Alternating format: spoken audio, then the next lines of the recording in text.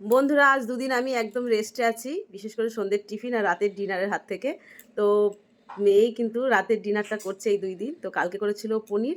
কি করেছিলিস কালকে জয়িতা? আফগানি পনির সাথে রুটি, তো দারুণ হয়েছিল। তো তোমাদের সঙ্গে রেসিপিটা শেয়ার করা হয়নি। তো আজকে কি রান্না করছে তো চলো দেখি। আমাকে রান্নাঘরে ঢুকতেই দেয়নি, যে একবারে যখন রেডি হবে তখন তোমাকে দেখাবো। তো রেডি কি হয়েছে?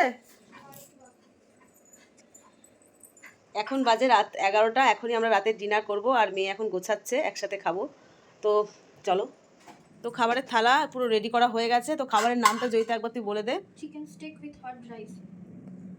শুনে নিয়েছো বন্ধুরা, কারণ এই খাবারের নামটা আমি জানি না, আজকে প্রথমবার দেখছি আর প্রথমবার খাবো।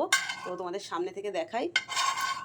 রাইস আছে, ভেজিটেবল আছে, চিকেন, কী কী দিয়ে বানিয়েছে আমি কিছুই দেখিনি আর কিছুই তোমাদের বলতে পারবো না।